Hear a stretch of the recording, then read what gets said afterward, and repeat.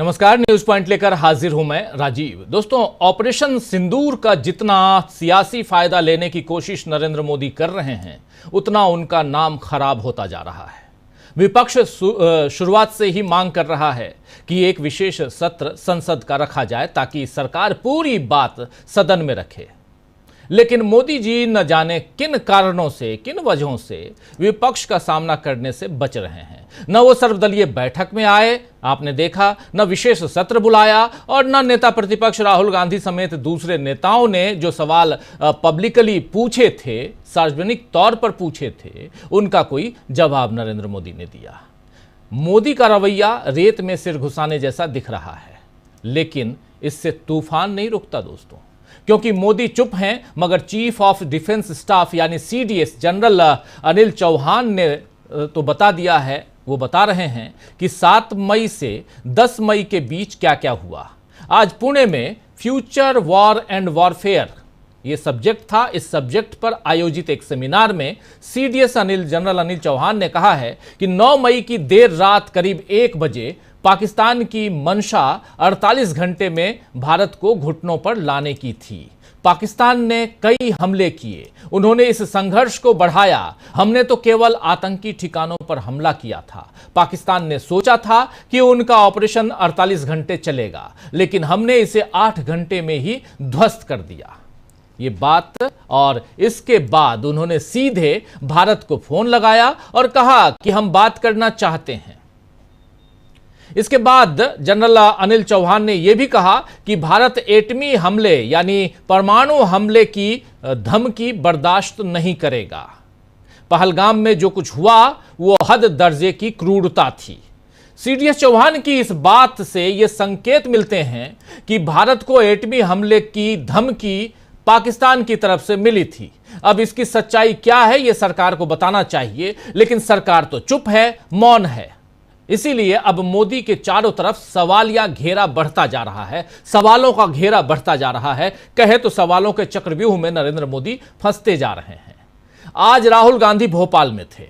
राहुल गांधी ने मोदी और आरएसएस पर वहां से जबरदस्त प्रहार किया है, हमला किया है और कहा है कि बीजेपी के लोग ऐसे हैं कि इन पर जरा सा दबाव डालो तो वो झुक जाते हैं। आइए जरा सुनते हैं राहुल गांधी की 2-3 बाइट, और बहुत इंपॉर्टेंट, अपने ही कार्यकर्ताओं को संबोधित करते हुए राहुल गांधी ने जो बातें कही हैं बहुत इंपॉर्टेंट हैं, उसको सुनना जरूरी है, और इन बातों से देश की सियासत को समझने में आसानी होती है। जरा सुनिए क्या कह रहे हैं राहुल गांधी। सबसे पहले विचारधारा की लड़ाई चल रही है। एक तरफ कांग्रेस पार्टी है, हमारा कॉन्स्टिट्यूशन है, और दूसरी तरफ बीजेपी और आरएसएस जो इसको मानती नहीं है और इसको खत्म करना चाहती है। हिंदुस्तान की सारी संस्थाओं को, इंस्टीट्यूशंस को उन्होंने पकड़ लिया है। हर संस्था में उन्होंने अपने लोग डाले हैं और देश को आस्ते आस्ते देश का वो गला घोट रहे हैं। तो पहली लड़ाई संविधान की है। एक तरफ हम कांग्रेस पार्टी, हमारी विचारधारा, और दूसरी तरफ आरएसएस जो संविधान के खिलाफ खड़े हैं। तो आरएसएस और विचारधारा और संविधान के खिलाफ कौन, संविधान के खिलाफ कौन, संविधान के साथ कौन, ये बातें यहां राहुल गांधी रख रहे थे अपने कार्यकर्ताओं को संबोधित करते हुए। भोपाल में एक लंबे अरसे के बाद कोई उच्च पदाधिकारी भोपाल, वो भी कांग्रेस दफ्तर, आज पहुंचा था। राहुल गांधी ने जाति जनगणना का उदाहरण भी दिया और साथ में महिला आरक्षण पर भी सरकार को, मोदी सरकार को घेरा। आइए जरा सुनिए क्या कह रहे हैं राहुल गांधी। तो जाति जनगणना की बात मैंने कहा, देखिए आपको जो करना है करो। हम सामाजिक न्याय की लड़ाई लड़ेंगे और जाति जनगणना को हम लोकसभा में पास करेंगे। मोदी जी पहले कहते थे कोई जात नहीं है, फिर सिर्फ 4 जात हैं। चुनाव के समय वो ओबीसी बन जाते हैं। गडकरी जी ने कहा, मोहन भगवत ने बयान दिए,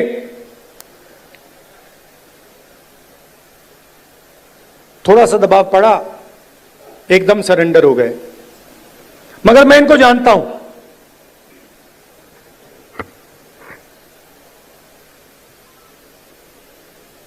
जैसे इन्होंने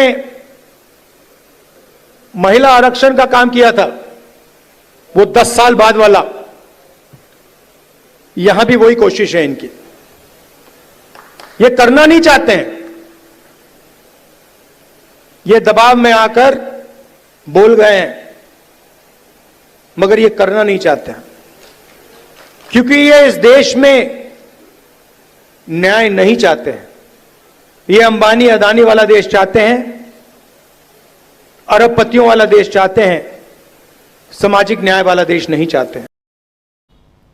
तो साफ सुना आपने, ये अंबानी अडानी वाला देश चाहते हैं, अरबपतियों वाला देश चाहते हैं, लेकिन न्याय, सामाजिक न्याय नहीं चाहते हैं। इसके साथ जिस अंदाज में राहुल गांधी ने नरेंद्र सरेंडर का तंज कसा, उसे अब बीजेपी बड़ा मुद्दा हो सकता है बनाएगी, मगर इसमें भी अगर बनाएगी तो इसमें भी फंसेगी बीजेपी ही।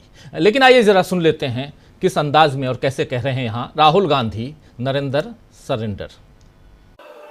ये बीजेपी आरएसएस वालों को अब मैं अच्छी तरह जानता हूं। इन पर थोड़ा सा दबाव डालो, थोड़ा सा धक्का मारो, डर के भाग जाते हैं ये लोग। जैसे उधर से ट्रंप ने एक इशारा किया, फोन उठाया, कहा मोदी जी क्या कर रहे हो?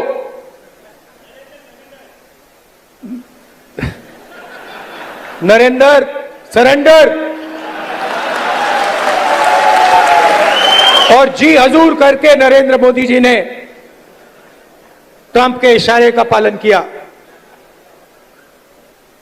आपको एक समय याद होगा जब फोन कॉल नहीं आया था, 7th फ्लीट आई थी, 71 की लड़ाई में 7th फ्लीट आई थी, हथियार आए थे, एयरक्राफ्ट कैरियर आया था। इंदिरा गांधी जी ने कहा मुझे कुछ जो करना है मैं करूंगी।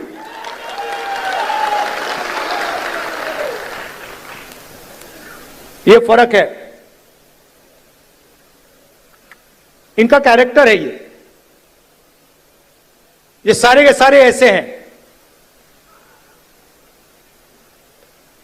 आजादी के समय से सरेंडर वाली चिट्ठी लिखने की आदत है। 1 सेकंड में थोड़ा सा दबाव पड़े, भैया ये लो, हाँ, तो ये इनका कैरेक्टर है। कांग्रेस पार्टी सरेंडर नहीं होती है। गांधी जी, जवाहरलाल नेहरू, सरदार पटेल, ये सरेंडर वाले लोग नहीं हैं। ये सुपर पावर से लड़ने वाले लोग हैं।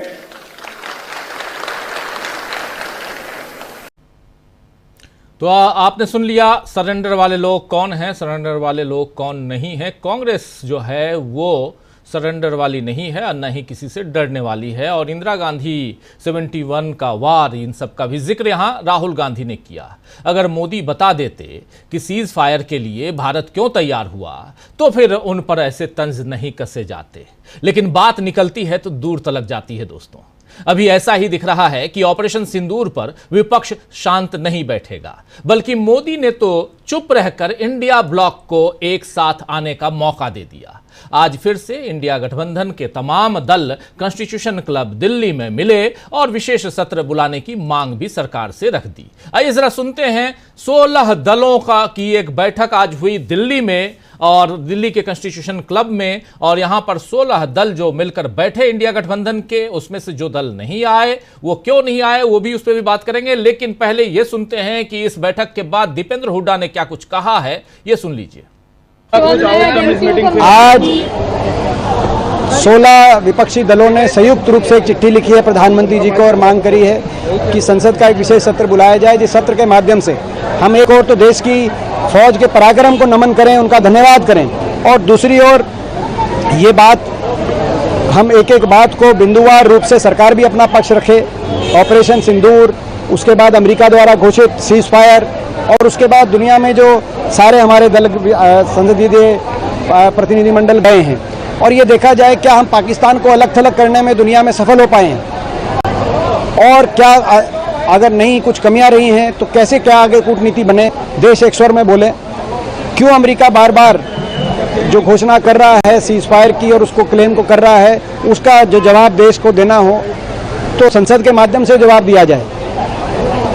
किस रूप से आतंकवाद को समाप्त करने की जो ये ऑपरेशन सिंदूर का जो पराक्रम हमारी फौज ने दिखाया है, किस रूप से आने वाले समय में और हम कदम उठा पाएं, इन सारे बातों को लेकर चर्चा देश की संसद में हो। जब सरकार और सरकार के प्रतिनिधि दुनिया के सांसदों को अलग अलग राजधानियों में दुनिया की संसदों को अपनी बात अपना पक्ष रख रहे हैं, तो हिंदुस्तान की संसद में भी रखें। ये वो देश है जहां 1962 में जब विपक्ष ने मांग करी, वाजपेयी जी उसमें शामिल थे, तो नेहरू जी ने स्पेशल सत्र, जब युद्ध चल रहा था उस समय स्पेशल सत्र हुआ था, ये वो देश। तो यहाँ तो अब युद्ध विराम की घोषणा ट्रंप ने कर दी है, और वो भी एक बार नहीं 15 बार। तो उसके बाद अब तो जो है संसद, मैं समझता हूँ कि संसद में इन बातों पे देश से जुड़े हुए मुद्दे हैं जरूर। कहा है कि यूएस का तो सुन रहे थे आप यहां दीपेंद्र हुड्डा। 16 दलों की बैठक, इंडिया गठबंधन के 16 दल, हालांकि दल वहां 28 हैं, लेकिन 16 दल यहां आए थे और इस बैठक में आम आदमी पार्टी के प्रतिनिधि शामिल नहीं हुए, जिस पर डेरेक ओब्रायन ने कहा है कि वो भी साथ आएंगे। वहीं शरद पवार मौजूद नहीं थे, और आप जानते हैं कि शरद पवार की जगह पर सुप्रिया सुले लगातार इस बैठक में आती रही हैं, मगर सुप्रिया सुले जो हैं वो बाहर हैं। और इस मसले पर संजय राउत ने बताया है कि वो मुंबई जाकर शरद पवार से मुलाकात करेंगे। यानी मानसून सत्र जो आने वाला है, आज एक बात और साफ हो गई कि सरकार, मोदी सरकार कोई भी विशेष सत्र संसद के लिए, संसद की विशेष बैठक नहीं बुलाने वाली है। कोई सत्र नहीं होने वाला है, सिर्फ और सिर्फ मानसून सत्र होगा।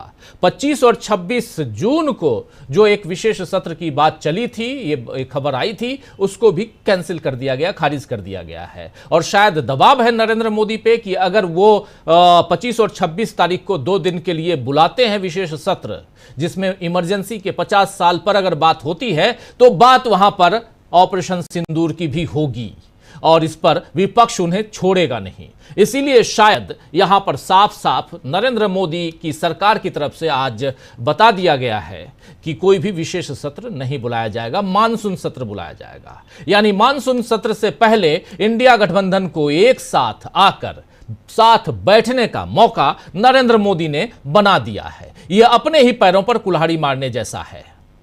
अभी तो सर्वदलीय प्रतिनिधिमंडल भेजकर मोदी ये मान रहे थे कि उन्होंने विपक्ष को बिखेरने में थोड़ी बहुत सफलता हासिल कर ली है, लेकिन आज की बैठक से ये खुशफहमी भी मोदी की दूर हो गई होगी कि अब ये बैठक जो है एक तरफ आप भेज रहे हैं, उसमें भी कांग्रेस के कुछ नेताओं को लेकर रोज टेलीविजन चैनल्स पर आप डिबेट करवा रहे हैं, चाहे वो सलमान खुर्शीद हो या शशि थरूर हो।